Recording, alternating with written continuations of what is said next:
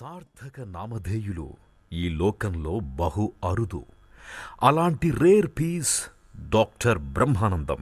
తమ బిడ్డ నుదుటన బ్రహ్మరాసిన రాతను ఆ తల్లిదండ్రులు ఏ వరం కారణంగా చదివారో ఎంచక్క బ్రహ్మానందం అనే పేరు పెట్టారు. కష్టాల కడలిలో బాల్యం సాగిన యవ్వనప్రాయం నుండి ఆయన బ్రహ్మాండమంత ఆనందాన్ని ప్రేక్షకులకు పంచుతూనే ఉన్నారు.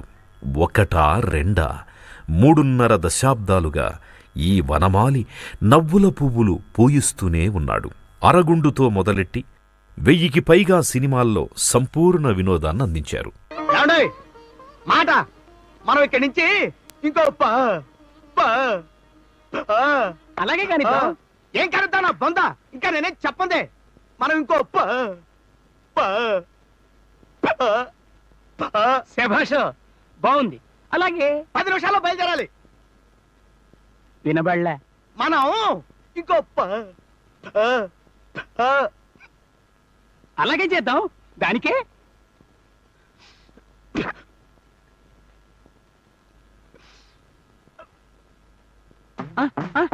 1956 ఫిబ్రవరి 1వ తేదీన శ్రీ కన్నెగంటి నాగలింగాచారి, శ్రీమతి లక్ష్మీనరసమ్మ పుణ్యదంపతులకు జన్మించిన బ్రహ్మానందం బాధల నడుమ సైతం బాధ్యతలను గుర్తిరిగి ఉపాధ్యాయుడయ్యారు.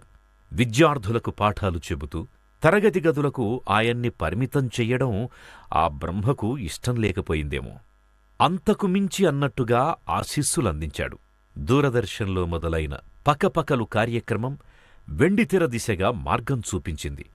వేజేళ్ల జంధ్యాల ప్రోత్సాహంతో బ్రహ్మానందం సినీరంగ ప్రవేశం చేశారు. తొలినాళ్లలోనే అగ్రకథానాయకుల కాంబినేషన్లో ఛాన్స్ సంపాదించుకొని జైత్రయాత్రను ఆరంభించారు. అక్కడ నుండి మడమ తిప్పిందే లేదు. అతి తక్కువ కాలంలో 1000కి పైగా సినిమాల్లో నటించి గిన్నిస్ బుక్ ఆఫ్ వరల్డ్ రికార్డులో చోటు సంపాదించుకున్నారు.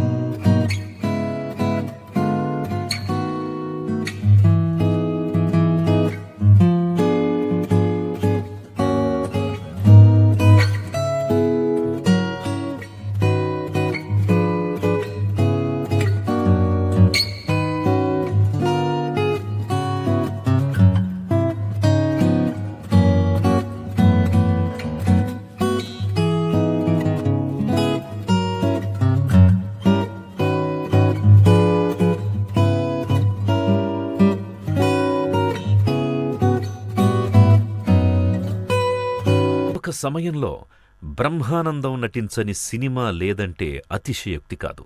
పెద్ద చిన్న అనే తేడా లేకుండా ప్రతి ఒక్క సినిమాలో ఆయన ఒకరోజైనా వేషం వేయాల్సిందే.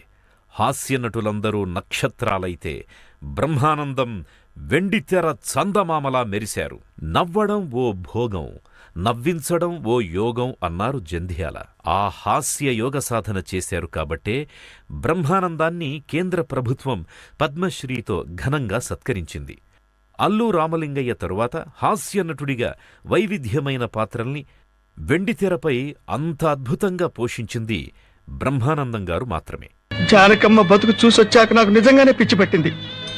మహాలక్ష్మి లాంటి ఆ తల్లి పాత చీరలు కట్టుకుని కళ్ళలో ఆకలిని కడుపులో బాధల్ని దాచుకుంటూ ఎలా బతుకుతుందో ఒకసారి చూసి. కళాకారుల కుటుంబంలో జన్మించిన బ్రహ్మానందంలో గొప్ప చిత్రకారుడు కూడా ఉన్నాడు. ఆయన చిత్రీకరించిన రేఖాచిత్రాలు ఫిల్మ్ స్టార్స్ డ్రాయింగ్ రూమ్సులో కొలువుతీరాయి. నిన్నటి వరకు వినోదాత్మక పాత్రలు పోషించి ప్రేక్షకులను నవ్వించిన బ్రహ్మానందంలోని మరో పార్శ్వాన్ని ఆవిష్కరిస్తున్నారు కొందరు దర్శకులు. ఒంటరి జననం, ఏకాకి మరణం, నడుమంతా నాటకం, జగన్నాటకం. నువ్వు ఒక చెత్త నటుడివిరా, మనిషిగా అంతకంటే నీచుడివిరా, తప్పుడు నా కొడక. అలా తెరకెక్కిన చిత్రాలే నిన్నటి పంచతంత్రం, నేటి రంగమార్తాండ. కృష్ణవంశీ తెరకెక్కించిన రంగమార్తాండలో చక్రపాణిగా నట విశ్వరూపాన్ని చూపించారు బ్రహ్మానందం. పుట్టిన నేలను, మాతృభాషను అనునిత్యం ప్రేమించే